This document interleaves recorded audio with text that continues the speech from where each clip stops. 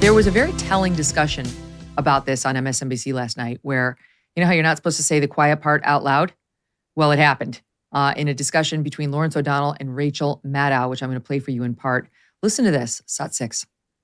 You have to wonder if the Justice Department is considering whether there is some political solution to this criminal problem, whether part of the issue here is not just that Trump has committed crimes, but that Trump has committed crimes and plans on being back in the White House. Do they consider, as part of a potential plea offer, something that would proscribe him from running for office again? I don't know.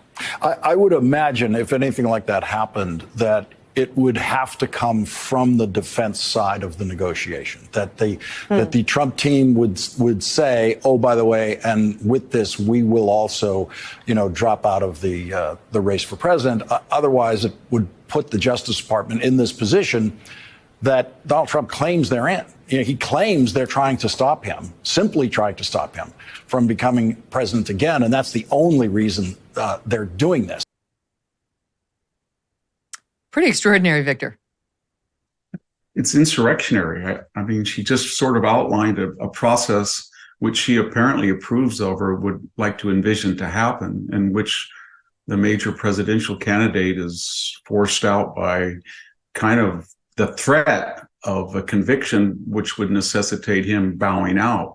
I don't know what she would say if the tables were reversed and given all of the Biden family's exposure to bribery and quid pro quo, money for exchange of special treatment to foreign governments. If somebody said that about Biden, maybe the DOJ or special counsel would say, well, Joe Biden can not face prison if he dropped out and quit the presidency. So this is very dangerous what they're doing. And, yes. it not also discussed just with any destroys judgment, by the way. Not discussed with any, that would be horrible. My God, that would make us a banana republic if this is political. Yeah. Just saying, oh, gee, you have to wonder whether there's some political solution here, whether part of the issue is not just that Trump committed crimes, but he's planning on being back in the White House.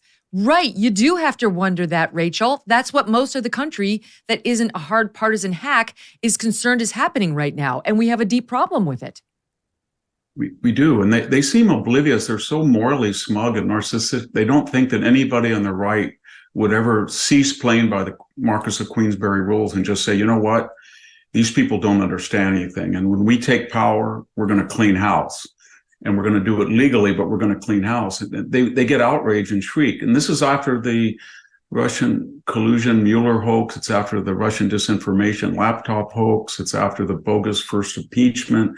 And they keep doing it and pushing the envelope, jumping the shark, whatever metaphor you use. And they think that every American's going to take it. But at some key point, this is kind of a force multiplier to the chaos that's going on the border with crime, with homelessness, the whole transgender thing. And people, you can start to see it with the recent poll that people are more likely to identify themselves really in recent memory as conservative, or the Bud Light, the Target, the Dodgers, the Disney pushback.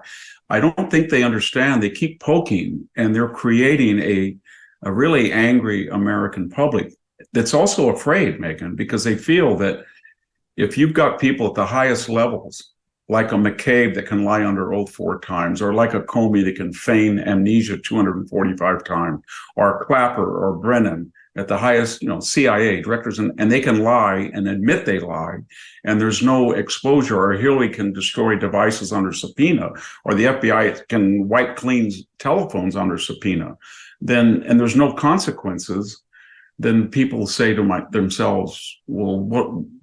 We don't have a country anymore. You can get away with all of this and justify it for political necessity on the part of the left. And it's not viable. How can we ever lecture people in the Middle East and Asia about the wonders of democracy and how they have to emulate our system? That's exactly right. This guy, Jack Smith, had more than just, do I have a crime that I could win on in front of him? He had the fracturing of a nation in front of him. To Alan's point, it needs to be a crime if you're going to go after our former president, never mind the leading nominee for the next race on the GOP side, that everybody can agree on, that even Trump's fans could look at and say, they had to do it. I mean, my God, that's bad. This is nowhere near that. It's like you had some documents that you didn't really take very good care of down there that, you should have given back to the National Archivist. That's really what this is. It's not worth it. It's not worth tearing at the fabric of the nation. No, it isn't. And everybody looks at Joe Biden and they all have a different angle on the asymmetry. You can say, wow, he was vice president. He had no chance to declassify. He took documents out. Wow. Donald Trump had them for almost 2 years, but Joe Biden had them for 6 years. And he knew he had them for 6 years. And he knew that was in violation. And he never notified anybody. And then there's also these extraneous suggestions that are leaking that Hunter Biden may have been, tapping into confidential security reports that made him look a lot smarter than he is when he was trying to sell his wares to foreign governments. So, and then all the not one insecure place, but 3, maybe 4 of them. And so when people look at all that, I think they've lost confidence, and maybe not with the rank and file of the DOJ or the FBI or the CIA, but they surely have lost confidence with the entire hierarchy. And it puts also a burden, Megyn, on the Republican candidates that are running against Trump, because they have to thread a needle. On the one hand, they have to be outraged at what they're doing to Trump. But if they start, and there were people on Fox the other night, and when I was on, they were announcing that the nomination is over and everybody has to unite around Trump. And so these candidates obviously can't do that. But if they can't one iota criticize Trump, or they're going to implode their candidacies. But on the other hand, if they mention Trump by name and champion him, then that's going to come back to bite them in a soundbite. Well, he approved of Trump. So they're in a real dilemma how to handle this. And I think the only way to do it is for a guy like DeSantis, that every time they have an indictment, he's got to come out and say, here is a specific remedy for this without mentioning Trump. Look, you did the tough thing during COVID. You paid your people and pulled your business through the pandemic. And now doing the tough thing could qualify you for up to $26,000 per employee at covidtaxrelief.org. Government funds are available to reward companies with 2 or more employees who stayed open during COVID.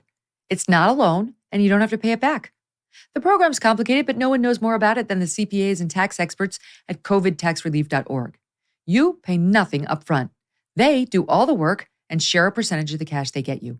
Businesses of all types, including nonprofits and churches, can qualify, even those who took PPP loans, and even if you had increases in sales. You did the tough thing for your employees during COVID. Now let covidtaxrelief.org help get you up to $26,000 per employee. Visit covidtaxrelief.org.